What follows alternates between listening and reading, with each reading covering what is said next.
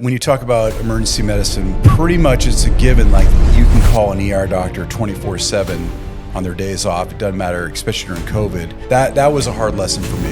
You know, there'll be times when I have like a horrific case. You know, you're not going to share that with your friends. You're not going to bring them. You know, when we were in Russia, right when we got there, of course we had to sample the Russian vodka, right? Which is a Coca-Cola on the side and $32. Right. Like what? $32. You are a definition of health. I think that if I ate all the time like you, I would have a six-pack, not a pony keg, right?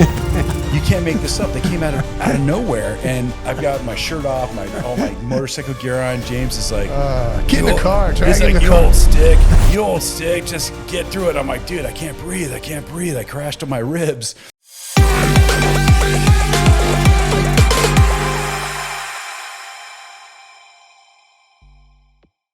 Welcome to Bending Over Backwards with James Adkins. I'm your host, Dr. James Adkins, where each week we take a deep dive into what it takes to break through barriers and change the game, whether that's in medicine, business, or life. Today, I'm sitting with my best friend, a brilliant emergency room physician, a solid human being, sometimes a little crazy. And it's an honor to have you, brother. Thanks for coming, man. Thank you, James. Been wanting to have you on here a while. Well, I tell you, it's an honor to be here. Honor to be, of course, with my best friend. Thanks. And I've been watching your podcast for a very, very long time. And now it's my turn up at the plate here, and I've been looking forward to this. You're in the seat. Thank you so much for having me. You bet. So I know your story, but I'm gonna walk you through. You know, so you're born in Arizona. New York, actually. Oh, you're born in New York? Yeah. Okay. Moved to Arizona when I was 2. When you were 2. Okay. I didn't know that. That's new. And so you get here. Take us to the high points along the way before you became a doctor. I mean, how you got to where you are. Pretty long story, but I'll try to give the cliff notes here. Grew up here locally in town, Paradise Valley, and went to school here locally, and stayed out of jail somehow. Stayed out of jail. That was a tall order. My father became the ultimate Renaissance man when I was a young age. He kind of forego Lloyd. May Cheers to Lloyd. Amen. And so he kind of shaped me into the man that I am today. Meaning like don't have fear. Don't fear the unknown. Take risks. My father gave up the big financial corporation, Paradise Valley Country Club membership, and then moved onto a boat and sailed halfway around the world and lived in the Caribbean. Not a bad life. Not a bad life. He's throwing in the conventional life and living on a boat. He gave up all the creature comforts and what is always going to be there and all the stuff that he thought was important at the time, and to go live on a boat in the Caribbean and be a charter captain from being a Wall Street banker and all that stuff. So I kind of learned from a young age. Do what you want. Do what you want. And also, don't be afraid. Don't be afraid and provide for yourself. Yeah. So my dad kind of put it out there. He said, look, you guys are going to be on your own. And long and short was I didn't go right into medicine after college. It was not even on my radar when I went to college the first time around. First time around. And it's when I went back to college the second time around and then focused on medicine and ended up here I am today. Here you are. So people think doctors have all it. Everybody's got it together. Every doctor's life is, they're rich and everything is perfect. Well, most of our friends are train wrecks. Oh, 100%. I mean, it's difficult. We do have trees in our backyard that grow $100 bills. Yeah. Right. My wife has me go out and pick them in the morning every day. And God forbid it needs water and the bills aren't ready yet.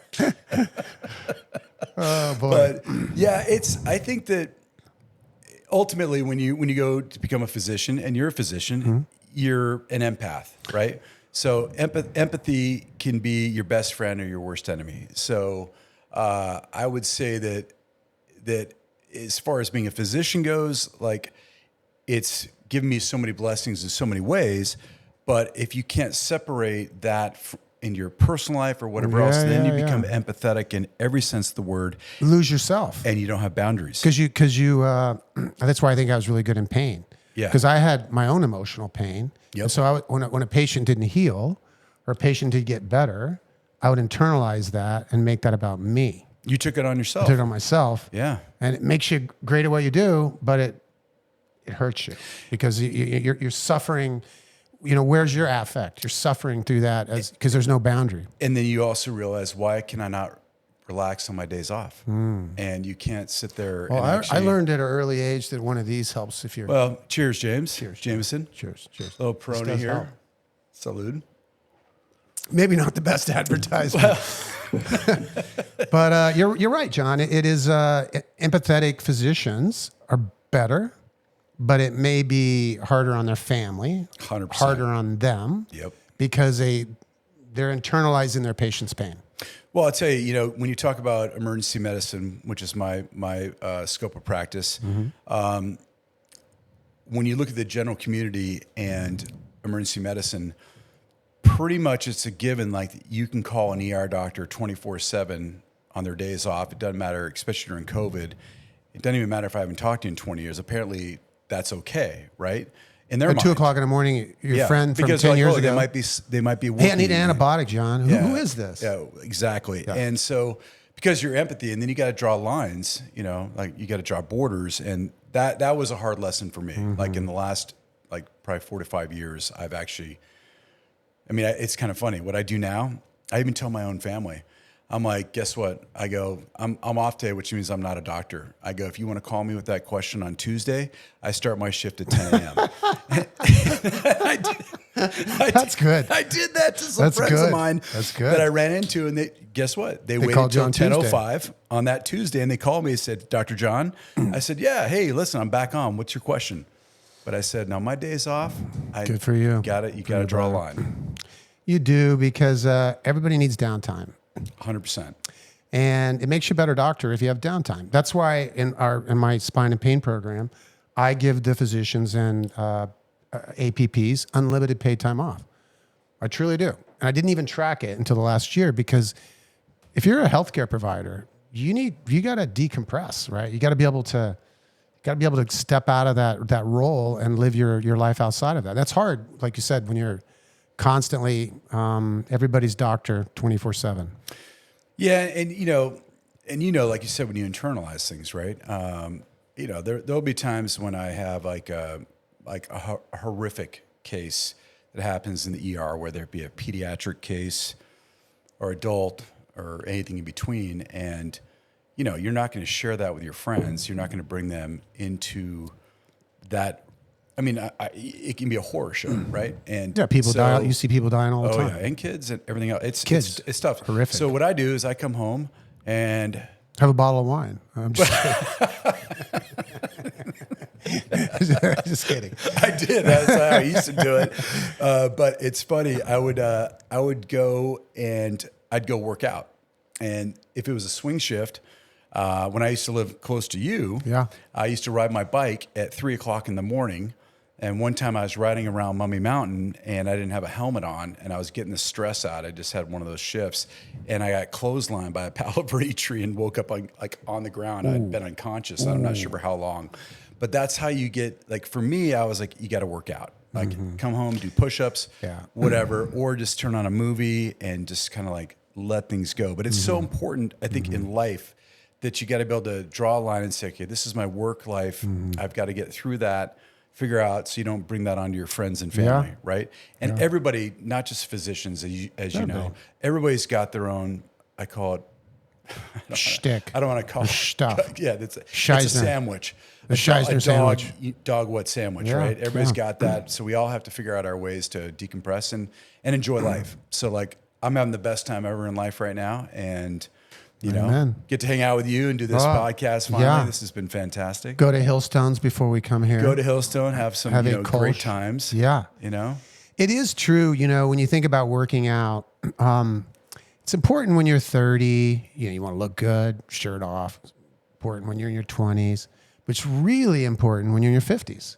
Oh, yeah. It becomes more important. And I notice when I go on a vacation, which I just got back from, I'm very blessed, was in the south of France with my family for 10 days. And I notice when I'm there, when I'm not working out, I can be pretty moody.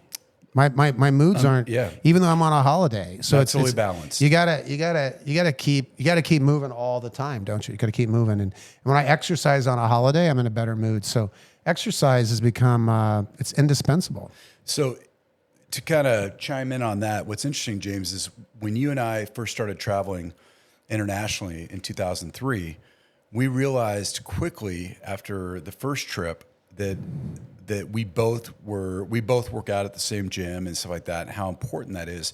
So we both said, hey, listen, we know we're gonna have a blast whatever country we're going to, but we have to incorporate a workout. So I remember, if you recall, when we were in Russia, for instance, right when we got there, of course, we had to sample the Russian vodka, right? Which is, $32 for a shot. $32 a shot. A Coca-Cola on the side and $32. Right. Like what? $32. But we were on the treadmill at 4 o'clock in the morning, because of jet lag and all that stuff, getting kind of your exercise in. So, but it's funny, but I feel like I'm with you. Like the exercise to me it's when people ask me on my day off, what's the first thing you think about? I go, when am I going to the gym? Moving. Yeah, got to go to the gym, and then you can get your day started, right? Like you go to the gym at 5 every morning. Yeah, most days. Yeah, and you've always been, and something I'll say for everybody here that James here is the definition of health. I mean, you really focus on what you eat, how you live your life. You've been a very positive role model for me. Thank you. I think that if I ate all the time like you, I would have a 6-pack, not a pony keg, right? Well, I have a little bit of the pony keg too. Well, we both just got back from vacation, so right. I mean, but I mean, that being said, you are definitely when I tell people, that you're an old stick, and but actually, you're younger than you. Yeah, you're 8 months younger than me. I was telling some friends recently. I go, yeah, I only have 4 months where I can really break James's cojones, right? Because after that, August 2nd, I turn the next year older, and now I'm back to the old stick again. So, but you are to me and many of us, and my mom loves you. My stepmom loves you. Everybody loves you. My family loves you. My son, everybody. But you are a definition of health. And watching your podcast, thank you. Also, you touch on many different areas. You're welcome. But I mean, you really are you cover all the bases, but you live your life in a very, very healthy way, and it's admirable. Well, as you know, I exercise because I'm a train wreck mentally. that just keeps me from spinning out of control like a wingnut. So thank you. It's not because I'm preoccupied with my body, preoccupied with young family, wanting to be around for my kids and keeping not turning into a wingnut, keeping my head on straight. It's the spinning. It's the real deal, right? And my staff will say, hey, have you worked out today?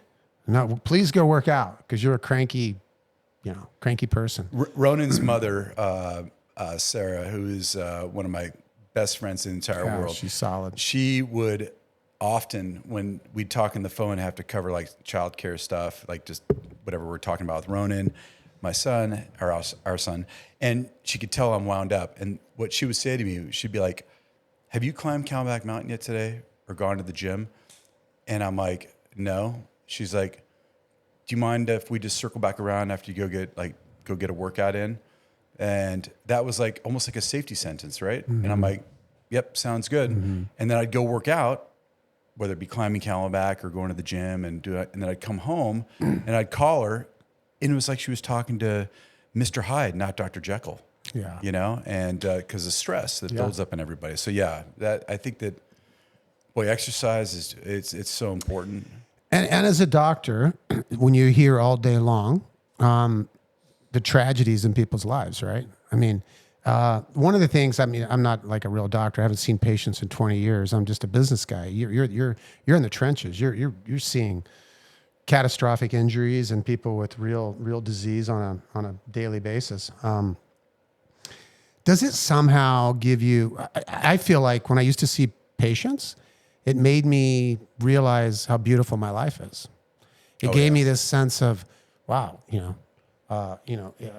people are dealing with real stuff.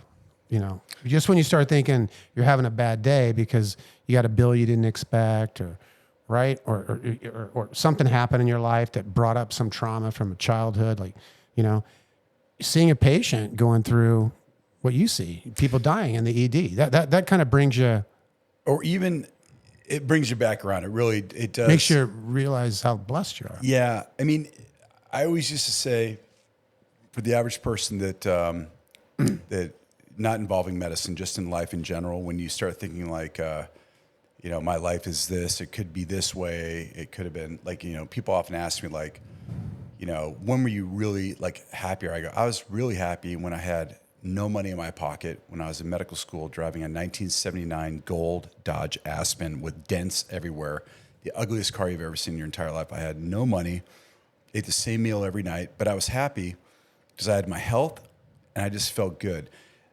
When I talk to people and they have chronic issues, right? Now, I'm not talking about chronic pain. I'm talking like people that are Real disease. They have it rough, like where they were born with like a heart defect, or they were born with atrophic kidneys, and they've been on dialysis since they're 5 years old or whatever. And they you know, subsequently they have a ton of other chronic conditions. They come in, and we're trying to put out fires left and right, and we're like, okay, we can do this and try to help you with this, like that, at least get you back on track.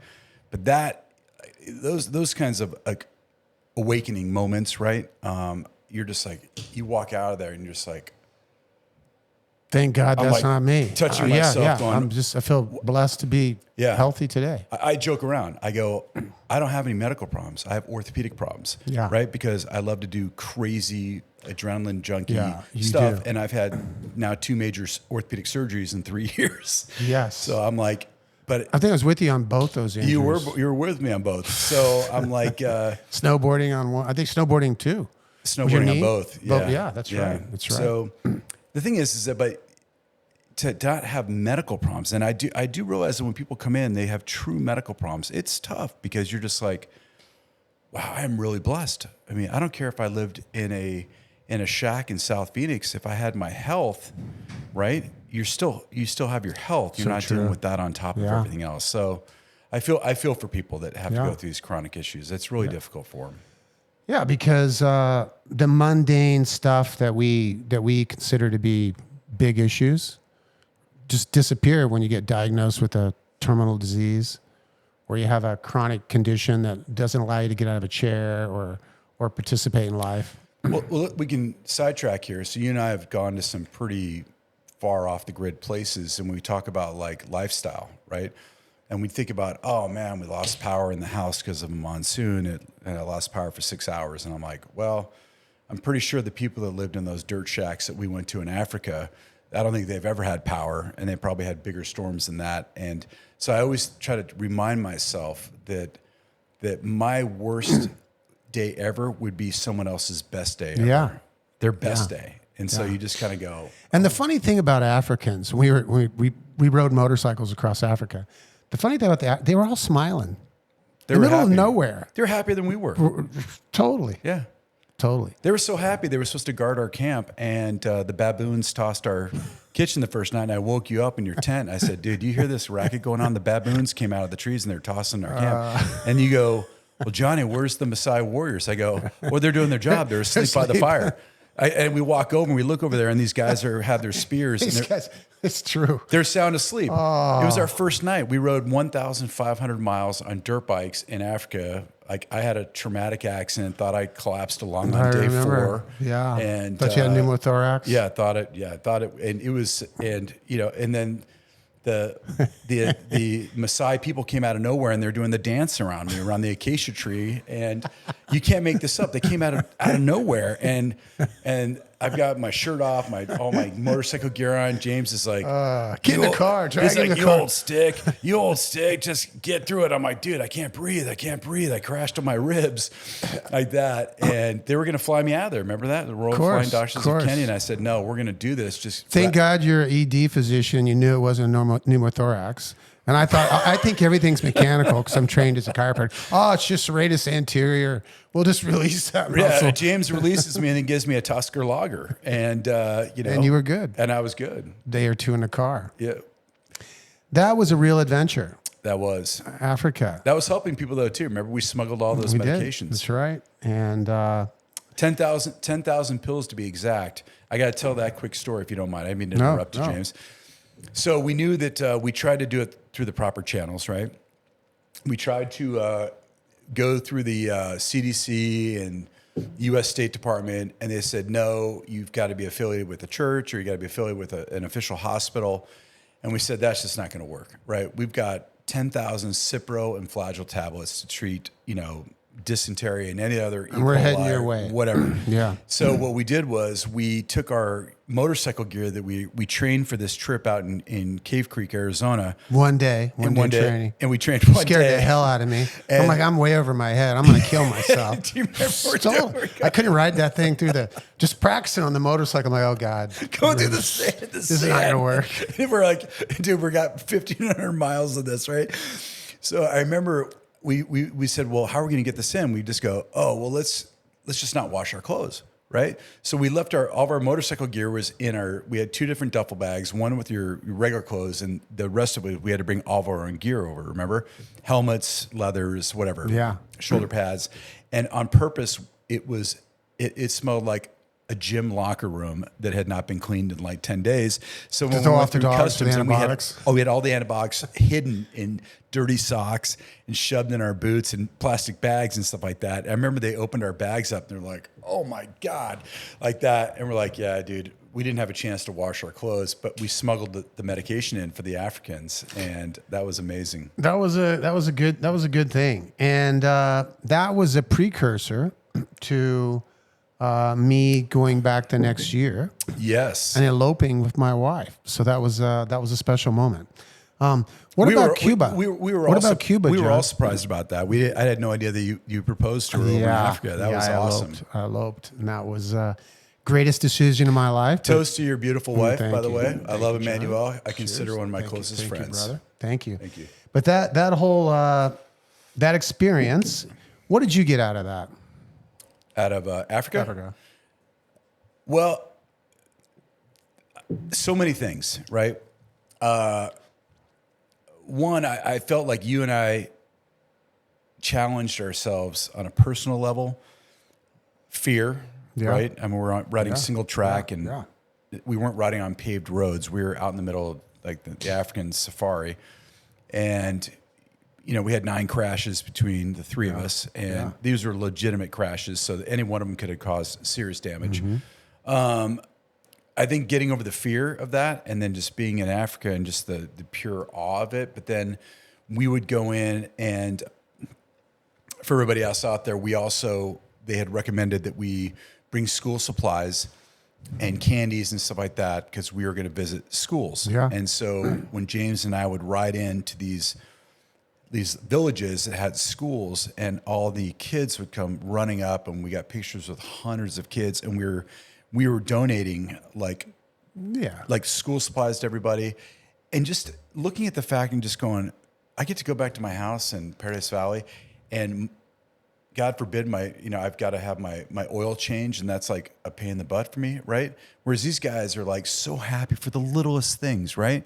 Those shacks, no electricity. Dirt shacks. Remember the women? They were walking all day long, 5 hauling miles water. of water. Just hauling water. And the men sitting under the coconut trees drinking coconut beer. They would go. The men didn't do anything. Yep. They Nothing. The women just brew their worked. liquor. And that's why I wanted to go back and build a well, because I was disturbed by that. But I think what I got most out of it was when we went and we'd sit down with the shamans in each village, the African doctors, and they all had like the big long white beards, and we had a translator, and they were so thankful for the medication that we were giving them, and I'm just sitting there going, this is so little from us. Like, this is like for us to get generic antibiotics, right? But for them, it's like they won the lottery. And I think that's what I got the most out of that trip was the fact that I felt like humanity at its finest. Like I felt like finally I'm doing something that's bigger than me. Yeah. And I want to continue to do that. I want to do stuff that's outside my comfort zone. I want to do stuff that's going to help other people. Because let's face it, we live in the United States of America.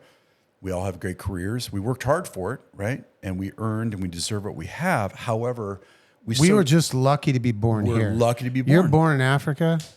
I mean, I know your past and my past, and I'll hop, skip, and to jump over here. We both overcame some challenges with our fathers. Yes. You know, Yeah. for sure. I never even knew my genetic father, but I had a stepfather. Did the best he could, but he was just a blue collar cowboy who was never present. And Thank God for your grandfather. yeah, thank God for my grandpa, who would have been the best dad I ever had, and he was there with me and loved me. But a lot of kids don't have a mom like Mary Helen. They don't have a mom like like my mom, who loved you, Yeah. and could make up for a dad that could have been Barb done was a better amazing. job, right? Yeah, she That was- could have done a your better mother, job. may she rest in peace. Oh, Boy, thanks. what a special woman. You got a great Yeah, mom too. thank you. But that, John, you went through that. So what about that? I mean, that was painful. You were, you went from a Paradise Valley, rich, privileged, PCDS school, and then your parents had challenges, and then you had to go to public school. That was painful, right? It was. You adapted, but Yeah, I think it was adapted, and then also I'll be honest, it was the best thing that ever happened because I started working in high school. I actually started working in grade school for my uncle back in New Orleans. In the so the summertime. challenge of your father could have just given you everything, Yes. but the challenge of that not happening puts you in that seat where you are right now. I grew up with a silver spoon in my mouth until I was 13. Okay. And then the silver spoon got removed, and I can tell you. That's a rug to be ripped out from underneath it. That'd be like, I think about doing that to my boys. They wouldn't know. They wouldn't have a clue what hit them. It taught me to be hungry. It taught me to work and want to work and want to make your own money. I started working when I was 13, and I remember that. And there's most of the people have the story of working at a young age and stuff like that. But it does teach you the value of the dollar, to be hungry, how to be self-supportive And have initiative. independent and initiative. Yeah. That's the biggest thing, right? Like we talk about this, right? We have some friends of ours that have already retired, and you and I talk about this fairly regularly. We're like, well, what are you going to do? Are you going to retire if you hit that number that you're comfortable with? What are you going to do? Watch Judge Judy? And then you can only Have rosé at 11 a.m. every day. Exactly. You're gonna be in trouble. You can only go to the gym for how long every day, and then all of a sudden, what do you do with the rest of your day? So, I think all that stuff in my childhood and your childhood taught us that it's important to work. It makes you feel good about yourself, and it also keeps you busy. Gives you self-esteem. Yeah. It's when I transitioned from seeing patients to running a company, it was really hard because I got my self-esteem from helping people. Yeah. And then all of a sudden I'm a business guy. I didn't know what I was doing. I made every mistake possible. It was challenging, really hard for me for a while. People aren't telling you, thanks for helping me. Thanks for helping me. They're going, give me a raise. Fighting with insurance companies, fighting with lovely attorneys. Everybody loves attorneys. Let's go back to when I first met you, that you were still working 6 to 7 days a week and then going to every conference possible to learn about this idea of pain management. Excuse me. And I remember you, and I'm like, James, why are you going to all these conferences? He goes, I want to learn. I'm branching out. I'm going to do something different. And I'm going to take my chiropractic knowledge, and I'm going to transition this, and I'm going to expand into a different field altogether. And fast forward to where we are today, and I tell your story all the time. I mean, I'm sure there's more than one stoplight, but I always joke around. I'm like, James is from a one stoplight town in Kansas, and no, that's accurate. okay. It's And a one by the way, I'm going back there one day. I want to go back there and see Fredonia, Kansas. where you're from. And but I always talk about your story because I talk about with my son, right? I'm like, okay, Ronan, here's the thing. You have this great life, but it doesn't come without a price tag. I mean, not just financially, but it comes with the price tag of working hard, being good in school, applying yourself in life, being responsible. And I use you a lot when I talk to other friends and their kids. I'm like, listen, you gotta hear my best friend James's story, right? He put himself through school. He put himself through everything. He took blood pressure readings at a bowling alley to get patients for his chiropractic practice. He drove out here in a Mazda Miata. Was that what it was? Mazda RX-7. A Mazda RX-7. Probably had the T-tops, barely made right? it. And those were the inline engines, right? They weren't really known for the rotary engine. the rotary engines. right. I'm surprised you made it out here and you Me weren't stuck too. in New Mexico. Me too. You would have had your practice out there then, right? I would never have gotten to know you. That's right. But I mean, that being said, you came out here and you put the work in, and then I met you, and you were like, I think I'm gonna go a new direction. I go, that sounds kind of risky. And I remember one day we're sitting up at your house, and you put your head in your hands, and you just told me you just got hit with this enormous tax bill, and you go, I don't know if I'm going to recover from this. And I was just recall that. I was like, dude, I got your back, whatever you need. But you know what you did? That was the only time I ever heard you complain about that. Actually, it wasn't even complaining. You were making a comment. So it wasn't complaining, just went, oh my God, like that. And then I never heard it again. Then I asked you about it and you said, don't worry, Johnny, I got it figured out. I'm good. My company's it's gonna survive. And I just remember thinking, he was going down in flames. He had all these employees working for him. Oh, and so many times thought I was going to go out of business. Yeah. And all the time. Yeah. Wake up in the middle of the night, sweating the payroll, waking up. Is the payroll going to clear? But here's the best thing about you. You'll be like this. We'd go to lunch and you'd be like, oh man, this blah, blah, blah. And it would, whatever that was would last maybe 10 seconds. And then you'd go, Johnny, you don't want to hear that. I'm blessed. And then every time you would bring something up, you would stop yourself and you'd go, I'm blessed. I go, okay, but you're also super stressed and you got a lot going on because you're running this company and you've had a lot of challenges, right, in the past. But you always stop yourself and you say, I'm blessed. And I always look at you and I'm like, James, where's that coming from? And you tell me, you go, at the end of the day, I really truly am blessed that I've been able to be in this position to be able to have this company, and I will get through it. Well, you were right back at you. You've had your challenges, and you're not a complainer either. And then I married a French girl who complains all the time. She's not French, but she grew up in France, and she's the love of my life, and it was the best decision of my life. But the French love to complain. It's a cultural thing. Everybody's watching that's French. They love to complain. A girl thing? Well, the funny thing is, Emmanuel, like I said, she and I consider in my circle of trust, like one of my closest friends. And, when we were first getting to know each other, my classic statement when I would disagree with what she was saying was I wouldn't get all animated. I would just say, Emmanuel, I'm going to agree to disagree on that. And that's pretty much that was my way of saying, no. No, I'm not going down that.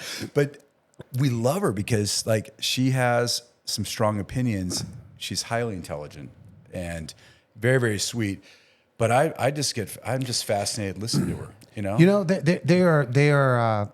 They're true cultural differences. Even though dad's English, mom's Australian, grew up in France. As you know, my director of operations for our company, Omar, is brilliant. He's just brilliant, brilliant young man. But he's French. And just today, I had to spend 15 minutes with him because of his interaction with a nurse who works with us, because we're just culturally different. He's trying to give her feedback. And just, there are differences. Oh, 100%. And the reason the French and the Americans are like this, it's not because they really don't like each other. It's just cultural differences. People... the way you greet people, the way you communicate, right? I mean, you're an excellent communicator, and everyone loves you, John. You're good with people. You're too kind. But it's not everybody's like that. Well, when I talk to, frequently we have to consult other specialties, right? And a lot of times they're from different countries, and sometimes. Wait a minute. So you're consulting with a specialist from a different country about a patient here that needs to be taken care of here. I can't imagine that. Meaning, it's like, I get it. I'm teasing. Yeah, I'm best kidding. of my going is, but yeah, so they'd be from a different country, and in their country, being kind of abrasive is common, right? Yeah. Whereas whenever I answer the phone, I'm like, hey, how you doing? It's John Mason. I don't say Dr. You're Mason. friendly. I'm like, hey, what's up? It's John Mason. Hey, I'm the ER guy taking care of this patient, and they're like, this is Dr. So-and-so. And I can't get a word in edgewise. And I'm like, look. They start lecturing you before you. And I'm like, look, here's can't the deal. imagine that. I go, here's the bottom line. The patient's got this going on. You're on call. Can you do something for him, or do I need to transfer him to another facility? That's all I really need to know. But so when you're talking about cultural differences, that happens to me on a daily basis. Yeah. And it's interesting. You definitely got to. And you've traveled and you've internationally a lot. I've been to a lot of places with you internationally. So you're a polished community. What is any of your colleagues ever complain about how a specialist answers? Well, I will tell you that I have a friend of mine, Curtis, that I work with, and he's an ER doctor. He's so cool. He's like Cool Hand Luke. And one time I came in to relieve him. He was the overnight doc. And I come walking. I'm like, hey, Curtis, what's going on, man? And he's got the phone sitting on the counter, right? And he goes like this, puts his finger up to his mouth like that. And we wait 20, 30 seconds. And then he picks up the phone. He goes, oh, hey, Doc, I'm sorry, man. I had to step away for one of my critical patients. So at any rate, are you going to take that patient for transfer? Is that the bottom line? Are you going to take it? Because the patient, needs neurosurgery and stuff like that. And then, okay, that sounds good. Thanks, Doc. Appreciate your time. Have a good day. And he hangs up. And I'm looking at him in shock. I go, what the hell was that all about? He goes, oh, even though it was a recorded line, the guy was berating me like I didn't know what I was doing. And this guy has a head bleed and all this kind of stuff. The neurosurgeon wanted the ED doc to handle it. And he's trying to give me a bunch of flack. So I just put the phone down and I ignored him. And then when I came back online, it took the wind out of his sails. And he's like, I could hear the neurosurgeon, okay, fine, just send the patient like that. And then I hang it up and I just started clapping. I go, Curtis, that was brilliant. And I've used that now. I've used it. I'm like, that is amazing because the interaction you have in medicine, as an ER doctor, you are always the red-headed stepchild. It doesn't matter that you're calling somebody who's on call that's being paid a lot of money to be on call, right? Mm-hmm. You were still basically taking time out of their life when they. How dare you interrupt them? Yeah, even though they're to try on call. To save someone's life, right? Yeah. So that's one of the big challenges of emergency medicine. We're the bad guy, right? But we're the one that's always there. We never close. So you do not want to have your head broke open without an ED doc around, right? Mm-hmm. You need them. So it's fun. I have a lot of fun now. I've got much. So tell us a recent story that'll make us laugh that happened in the ED. I mean, if you want to, I got a funny story. I've got a crazy story. Let's hear a crazy story. So I was at work in Levine, Arizona General Hospital, and it's in a particularly bad area, right? And I would say the general population. There's a lot of criminals. There's criminals. People don't say the people in Levine. They don't really. They don't take care of themselves.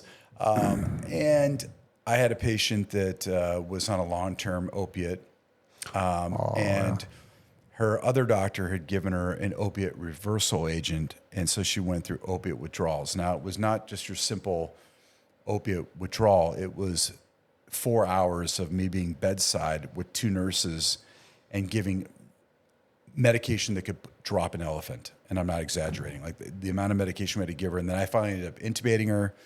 She aspirated. She was vomiting. It was extremely difficult intubation, even with the glide scope. But that was 4 hours of my life with one patient in the room. It was critical care beyond belief. She made it. Everything's cool. We transferred to St. Joe's. She's fine, right? And kind of crazy because that's a space I'm in, spine and pain medicine, and we talked about this offline. And so that's a patient that was on long-term. She was on methadone. Methadone, right? Yep. And then some brilliant practitioner put her on low-dose naltrexone. Yeah, the reversal agent. Yeah. But to just take a little bit every day, and didn't tell that somebody who's been taking opioids big their time entire methadone life, for years. Yeah, and didn't understand the drug interaction. And what a joke! That's and I terrible. asked the husband, and I go, terrible. I'm not a prescriber, and I understand. Did she recently take a new medication? He goes, yeah. To help her lose weight. She goes, naltrexone. Yeah, he said the doctor gave her naltrexone to lose weight. Off-label. It's an opiate reversal. I go, how long ago did you take it? I go, 30 minutes. I go, when did her symptoms start? 30 minutes ago. I'm like, wow. So we get sometimes drug interactions, and too many physicians, when people doctor shop, it's a huge problem in the United States. There's no way to really monitor that, right? Yeah. There's no way for us to say how many physicians do you have. We don't have a database. We have a pharmacy management program, a PMP for We pain. have that. In pain. For this, we can do. You can do that for pain. But we can't do it for, like, for instance, she was on multiple psych medications, right? Wow. And I have no idea how those interact. How, like, who's prescribing them. Can you tell me what she's on? The husband was like, polypharmacy in the country today. headlines. So I'm going to hop, skip, and a jump over here, John. To you've done some relief work. Yes. And that's just part of your heart, man. You're a giving human being. Jakuyu. So Ukraine. So you went to the Ukraine, and the lady who is on my social media, the lady who runs our program here, is from the Ukraine. I was just saying thank you. Shout out saying thank you in Ukrainian. So you were. I picked up a few words. So share with us your experience about the Ukraine. You were there during the war, and it's Yes. still going on. And so my story is that, once again, when we talk about feeling blessed and feeling like your life is great, but you want to give more, I wanted to go to Indonesia after the 2004 tsunami. I called the World Health Organization, the Red Cross. Nobody would accept me. They said, you have to already be fully established. I said, I will pay my own way. I will bring whatever medication you need. I will fly over there on my own dime and take care of everything. I could not get a visa. I could not get in. They would not let me in. And so when the massive earthquake hit Haiti several years ago, two of my buddies that I trained with in emergency medicine in New York happened to get on Sean Penn, the actor, chartered a 727, brought all these doctors from New York, and said, Mace, if you can get over to Miami, we're going to stop there for fuel. So I got all my shifts covered except for one. I could not get it covered, so I missed out on that. Those guys flew to Haiti, slept on a tennis court with the actor Sean Penn, and had military escorts going in and helping all these people after that massive earthquake that destroyed, the entire island nation, right? So in the back of my mind, I'm like, I want to do something different. So when Russia invaded Ukraine, and I'm watching that on the news, and I'm having coffee, and I'm looking outside my window at Camelback Mountain, and I'm looking back at the news, I'm looking at Camelback Mountain, and I was so angry. I was beyond angry. I'm like, how dare these people lose their rights to freedom? And you and I have been to Russia, right? We remember how cold they were. Nobody smiles, nobody whatever. And I'm not going to say that's, I don't want to like typecast and say that everybody's like that in Russia, but I'm just saying, like, Putin, he's a killer. He's a killer. Killer. So I sat there and I was like, I'm going to go to the Ukraine. And it took me 6 months to find, I called every outlet possible. I was at one point on a French-Israeli team but they post up on the Polish border, and they just help refugees out at the border. I'm like, I want to go into the country. And on a fluke, I was talking to one of my buddies whose aunt, who's 70 years old, flew to Poland and went to the border and cut fruit for all the refugees for a week. Hundreds of thousands of Ukrainians coming across with their families, right? And she calls me, and I talked to her on the phone. You want to talk about a lady, 70 years old, who is saint. Saint. Oh yeah. And just a definition of just incredible energy. And she goes, yeah, one of the doctors in my church, a neurologist, went to the Ukraine. He was actually in the Ukraine, and he's going again this year. So it took me 2 weeks to get in touch with this guy, Troy. And he goes, yeah, man, we're gonna fly, if we can make this happen, we're gonna fly into Romania, and they're gonna pick us up. And we smuggled over $75,000 in cash. And you're not allowed to take cash. We did that. We took it to the orphanages out there. And that's so cool. You're not allowed to bring money through the airport. And if you remember one of my Facebook Get more posts, than 10,000 cash. right? Well, I had a lot. I had bricks of $100 bills in my backpack, and I had my Ukraine shirt on, the emblem, right? And it just so happens that the guy that was the TSA agent at Sky Harbor Airport runs my backpack. He goes, "Is that what I think it is?" I go, "Yeah, it's a lot of money." He goes, you got to report this. I said, "I understand," but he looks at my shirt. He goes, "What are you doing with all this?" I go, and he goes, "You're wearing a Ukrainian shirt." I go, "Well, that's where I'm going. I'm going to Ukraine." And he goes, "I'm from the Ukraine." Wow. And so that's God working right there, brother. That's beautiful. I had over $50,000. Wow. That's cool. In my backpack. Because you could have got arrested right then. 100% arrested. But that was like a higher power looking out for me. Amen. Yeah. And so we flew into Romania. It took 4 flights, and then we crossed over, and we went to like Romania's version of like a mini Costco, and we bought all this food for the orphanage. That's where we were going to go first before we start hitting the war zones. Yeah. And we buried the money and I rode in a produce van, like, front seat with like a U-Haul, like produce van kind of thing with the, Romanian produce van with another American doctor. And Igor was our... Igor sounds Russian. Yeah, he was our driver. And we used our Google Translator, and we had to go through customs in Romania and then Ukraine, and they would search through all the stuff, but we had all the money buried. Wow. Underneath all the food. That's cool. Like 6 feet of food. And then, so we got through, went to the orphanage and started there. And then we started going to all the different towns that you saw in the news that were bombed out and like really like half destroyed. See, Linda, this is why it's my best friend. See, he's got a big heart, huh? And risking all that to help other people. That's the essence of you, John. You love helping other people. Well, thank you. You're a good man. That's I'm cool. not gonna lie to, thank you. It took a little getting used to because we were in the missile zone. So missiles were coming from Belarus and Russia. And so air raid sirens are going off 24/7. And then we knew the missiles, they were coming in, right? And we actually had a website we could go on called alarmmap.com, and we could see when the missiles would launch. Wow. And what area of the Ukraine they were going to hit. And we were always in the red zone every single time it went off. So I was like, it's imminent. And sure enough, missiles were coming in. But the refugees, once again, we had a van, one of our Sprinter vans was a pharmacy, right? So we had no IV medication.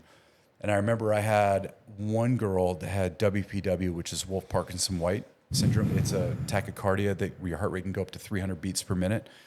And she was out of her medication because her house got blown up in the Donbass region, and she'd fled with her family. And her heart rate was about, it was just around 200, 205. And blood pressure was still okay, but I'm giving her oral medication. I have her sitting in a chair in a church, right? And I'm monitoring her with a portable pulse oximeter and a blood pressure cuff. Can't give an ablation in the middle of the church. No ablations, and there's no hospitals, right? So, and I had another lady in congestive heart failure, and I'm giving her oral medication to diurese her, slow her heart rate down, beta blockers. And I'm like, this is the real deal. Like, there's no like safety net, right? But I found that the Ukrainian people, like, they would hug you. And we worked 12, 14-hour days, and then we'd go move on to our next location. And we actually got caught after curfew. And this is probably the most nervous I've ever been in my entire life. We were on the same highway that when Russia came to try to invade Kyiv, and they came around Kyiv and went up to that other town where all the burned out tanks are. That's one of the towns we went to. We were on that highway, and they would always say, do not be out after curfew, because the military is not going to know if you're friendly or not. So we had 6 vans, and we're out after curfew trying to get to our next location, and we got surrounded by military vehicles, full guns, M50s on us, and they're pointing AK-47s in my window at me, and I'm like holding up my passport. I'm like with lights in my face. I'm like, wow. American. I'm like that. But they could have easily just opened fire on us because Russia had just invaded that exact same area, not even... You don't look Russian, though, John. No. Anyways, it was the back of your head's not flat, right? Oh, Jesus. You know why they say? I shouldn't say this. Do you know why they say Russians have the back of their heads flat? I actually have never heard that. You ever heard that? Why is that? Now I'm being a little bit of a joke, but this is true. Because their moms leave them in the cribs their whole lives. They don't pick them up out of the cribs, so they just lie on the back of their head. It becomes flat. Can I say that? That's pretty awful. Anyway. Okay. It's kind of rounded up. Yeah. Our last, we spent 10 days going around. We did about 1,400 miles to the Ukraine, and took care of all refugees and hearing their stories. And they made me the cardiologist. I'm like, I'm not a cardiologist, but I was the only one that knew how to read EKGs. Wow. So all the families would come in. I'd have my Google Translator hovering over, reading cardiac cath reports and like cardiology stuff that I'm Sure. well You versed. I trained can in. read, and then going through stuff, and I'm like, wow, that's kind of unstable arrhythmia you have going on right now. Let me go to the van, and I'm like going, What am I going to give this I'm guy? like, I'm like rubbing my head, going, yeah, what the hell? You need AI. You need AI. I was like, That's when you needed AI 5 years ago. I mean, we knew would what help. medication to give it. I'm like Yeah. trying to find it, but I had to find it, and most of the medication came from Russia, right? We had some Ukrainian pharmacies, so I'm later holding my phone up and doing the Google Translator in real time, and grabbing metoprolol, which is written in Russian, right, and all this kind of stuff. But we ended up going back to that same orphanage on the way back, right, and I still stay in touch with the guy that runs the orphanage and on WhatsApp. And it was my birthday, August 2nd, and I didn't realize that. And I'd bought rolls of stickers, like thousands and thousands of stickers, right? For the second time around to give to the kids. So the orphanage is set up to hold 100 people. There was over 400 kids. Wow. A lot of them did not have shoes. And so I had all these stickers, and we brought candies for them and stuff and chocolates. And I didn't know this, but the orphanage baked me a birthday cake. Wow. And they have a video of me with all the kids singing happy birthday to me. And I'm like, you guys are orphaned. A lot of you lost your families, your parents, and you guys are singing to me. Like, you're making it my day. And I was like, how is that even possible, man? These kids are like, Have nothing. they're God's gift. They're blessing. They have nothing.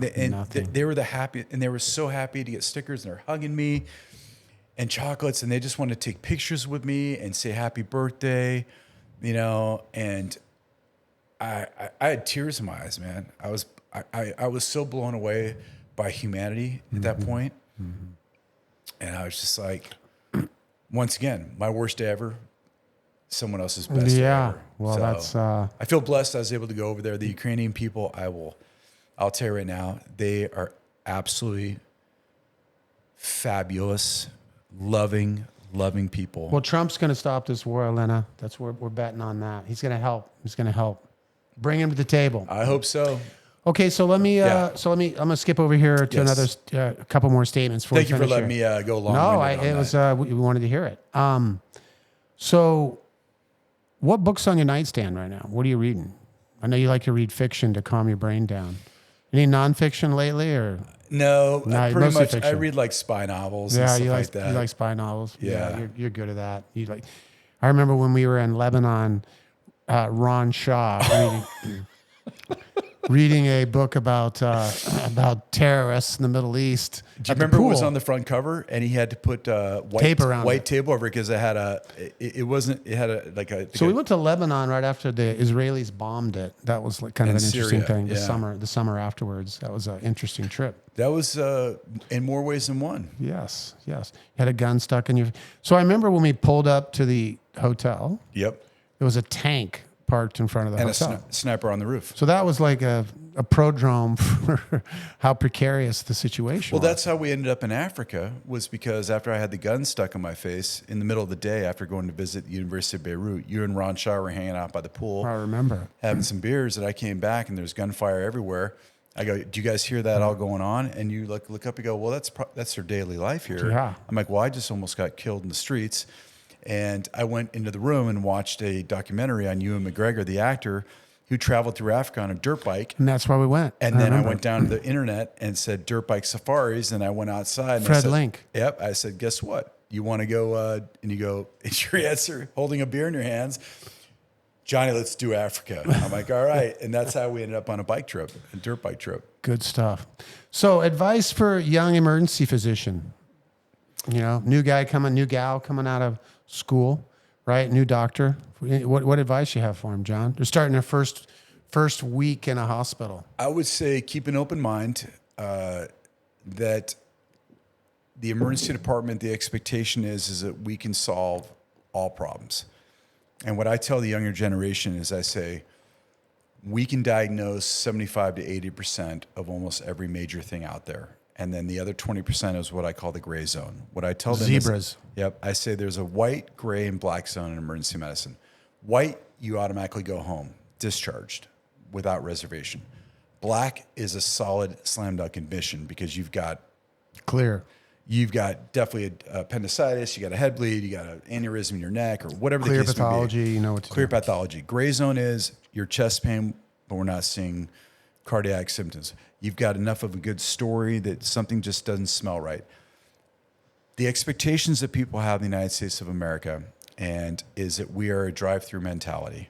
And McDonald's, you get in, you get fixed, you leave. and you also supersize your order for 39 cents. Yes. Right?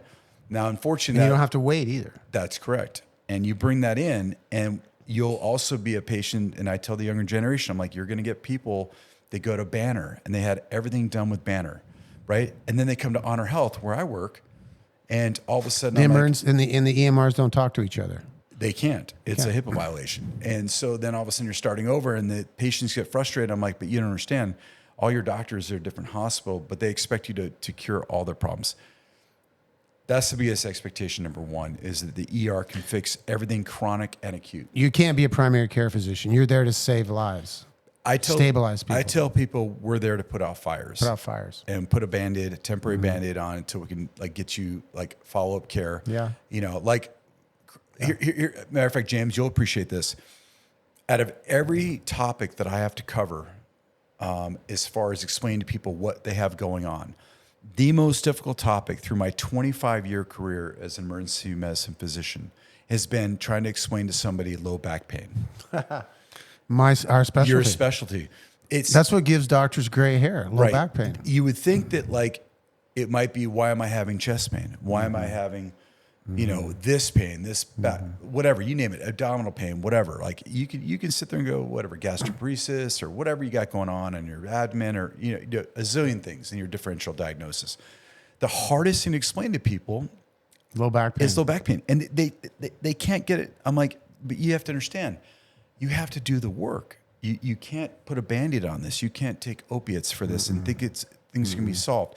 And I reference you all the time. I say my best friend is a specialist on this. This is what he does. His entire company is all about Low pain back pain. management and also living a better quality of life and not being restricted by narcotics or other medications that will cloud your sensorium. It's important to do the work, to do the core. I tell people this. I tell them all the time. I refer to you how, like, you taught me how to do core exercises, right? Thank you. I've had spine surgery, right? Yeah. And John, I want to stop you right there because I think that's a good point.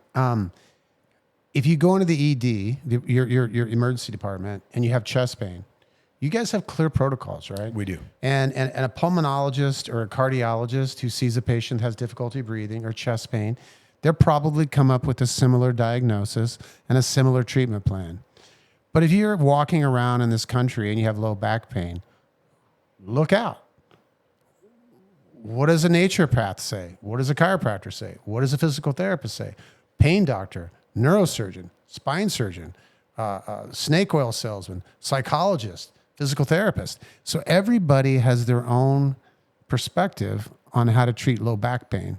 And so society is confused. They're confused. And that's why I started the multi-specialty spine program, because I want to make sure that patients get a universal, up-to-date, evidence-based perspective on how to deal with their pain, not just based upon, well, my grandma's cousin did this and it worked, and my neighbor did this, but my neighbor's neighbor did that, and it was the worst thing ever. You know. And before they even get to you, probably the biggest challenge you have to deal with by the time we get our patients to you is the fact that most people in my position, we have 30 seconds to a minute to listen to someone's issues, and then what are they going to get? They're going to get a 12 hydrocodone or tramadols, or they're going to get some muscle relaxers, and they're going to be papers and say, this is a chronic condition, follow Go to your up. pain doctor. So they go to different pain, like ERs here, and their primary care doctor, and before you know it, you might be dealing with an opiate addiction. Yeah.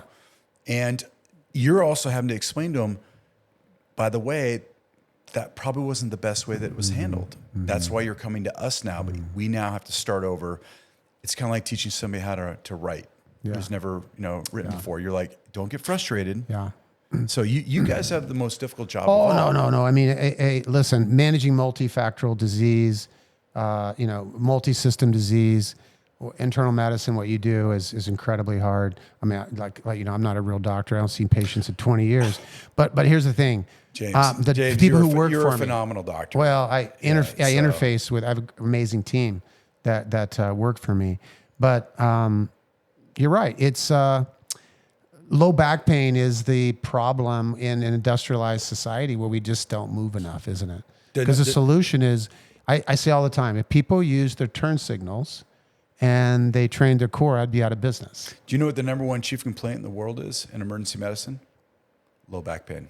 Number 2 is abdominal pain. Yeah. It's number 1 in the world is low back pain. And abdominal pain, that could be Anything. 50 different diseases. Oh, that's hard. That's hard to manage. I tell people when they come in, they go, well, what's wrong with me? I'm having abdominal pain. I go, well, we have to go a little bit deeper and talk about this because there's about 6,000 things that go on between here and here. And I'm probably that's on the shy side of things. But like anything, right? You got to have the time to sit down and get to know your patient. That's where I can tell everybody here that we're doing this podcast that I'm Humpty Dumpty. And, Dr. Azmi Nasser, who's a very, very good friend of mine. My partner and our medical your director. Partner. Yeah. He has worked on me on my hip, my shoulder, my back again, my shoulder again. I'm Humpty Dumpty. He's a great doctor. He's a great doctor. And you're a good patient too. Well, and you're a great doctor. Thanks. But your guys' company but mainly your philosophy that you got to do it the right way instead of just throwing medication at somebody and saying, go do this. Thanks, I've done countless hundreds of hours of PT with you guys and it's been painful. Yeah. I did not want to come back because I knew it was going to be painful. But I could go snowboarding with my son. I could go surfing again. I could do all these things I want to do, like we do, right? Yeah. With our kids. Yeah.